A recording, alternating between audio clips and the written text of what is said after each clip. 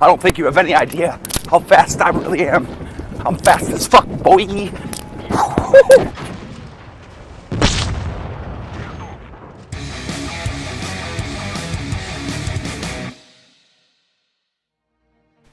Yes, welcome back, ladies and gentlemen, tankers of Blitz Universe to the channel. A quick little review of the KV-5, because this tank popped up in my store, in my on my account, and I decided to buy it just for the memes, because of gravity mode and because it was kind of cheap. I mean, a G-rate premium tank for 6,000 gold and 14 days of premium account included. That's just a bit of a steal, and it's not a really good tank, to be honest, but it's heavy, and when you're in gravity mode, then you can do stuff like this with it. It's ridiculous. It is.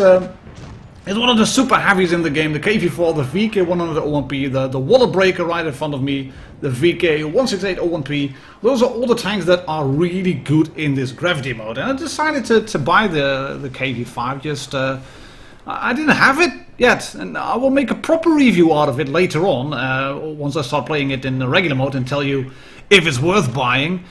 And I think it's kind of not, to be honest, to be fair with you. And a little discussion on the Discord channel with other contributors, and I'm on at 85 told, well, this is one of the tanks I regret buying, because it wasn't too competitive to begin with, and it has been buffed. Make no mistake about that. It has been buffed. It has received a buff to the frontal armor, because this one was one of the tanks that used to see tier 9 maximum. Yeah, tier 9 maximum preferential matchmaking. You never saw tier 10 tanks, and that was a good thing, because back in the days it only had one gun. It had a 107mm ZIS 6M. With a whopping 167 turns of penetration, and on APCR you get to 219. And you don't want to fight tier 10s with that low amount of penetration values, and then having a paltry 320 in terms of damage per shot. Lo and behold, the KV-5 in 2020. You do get an APCR gun, which is the 107mm ZIS 6D, so you go from the M to the D. Where you get 290 penetration on your standard round APCR and 250 on heat. So that's not a big jump up, but at least 250 is somewhat useful. Why then, Martin? We don't have that premium matchmaking anymore, don't we? No, we don't. We don't. That's for sure.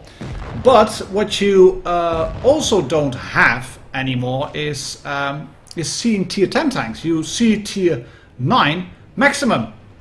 And you can see I can penetrate the cupola of this VK-101P frontally, and I could probably penetrate the lower plate, but that's just about all that I can penetrate. I think I'm going to zoom in just a little bit more. There we go. You can see once he is angled, then I can shoot him as well, or he isn't angled, I can shoot the side of his turret, and I can shoot the lower plate. So that's going to work out just fine and dandy. But other than that, this tank it's a slow lumbering beast. It has a gigantic turret, brobdingnagian proportions, as you can see. But it's a good credit earner, especially in this mode, in Gravity. I haven't got any heat loaded. I actually forgot about it. Was going to tell you though, it was very clever to not load any heat, but this is what it comes with when you have the tank from that little bundle. And let's face it, 14 days of premium account, and then the tank, and then fully equipped as well, etc., etc. That's it's not bad at all. The biggest problem, however, is the massive frontal silhouette. You do have spaced armor on your mantlet, and the mantlet is rounded, which is good. That will create bounces. You can side scrape with it. It's a side scraping monster at 150 mils of side armor with the tracks. But you have those R2-D2 turrets in front, and they have been buffed up to 180 mils in terms of nominal armor. So they are slightly rounded. They will become a little bit more effective if you wiggle around. But it's just not, it's not brilliant. And everybody who has side shots will penetrate you. But it's a tank at 100 tons, so it can ram. Here we go. Boom! You don't have a lot of gun depression. You're a very high tank, so thank you, Lerve, for helping me. And this is, as said, this is what the tank can do. Is it really worth buying? I don't know. I'm not going to drive it in regular mode just yet. I'm going to drive it in the gravity mode, because it's heavy and it rams, and it is Russian bias and vodka, etc., with a nice Old Glory camouflage on that tank. This is a good one too, by the way, in Graviy mode, the Jagdtiger 8.8, provided you have tanks in front of you, and of course the mouse and the VK100-01B. Those are all really good tanks to use in the Graviy mode. This is the age of the heavies.